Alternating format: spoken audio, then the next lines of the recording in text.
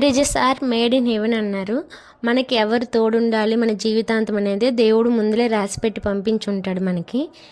So అక్క నువ్వు love స్టోరీని సగం మధ్యలోనే ఆపేసావు కదా అక్క, కంటిన్యూ చెయ్యి అన్నారు. అయితే ఏం లేదండి, నా కాలేజ్ అయిపోయాక నేనైతే ఇంటికి వచ్చాను. ఇంటికి వచ్చి సమ్మర్ హాలిడేస్లోనే పెళ్లి చేసేసుకున్నాను. పెళ్ళి అంటే అంత ఆషామాష కాదండి, ఒప్పించే పెళ్లి చేసేసుకున్నాను నేను.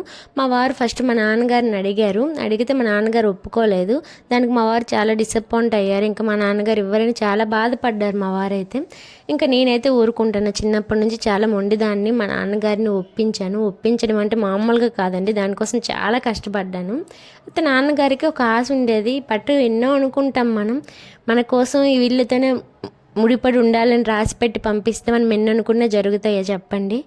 సో అందుకే అన్నానండి, marriages are made in heaven అని. అదండి నా సంగతి. చదువుకోమంటే నేనేమో పెళ్ళి ప్రేమ అనుకొని పెళ్ళి చేసేసుకున్నాను.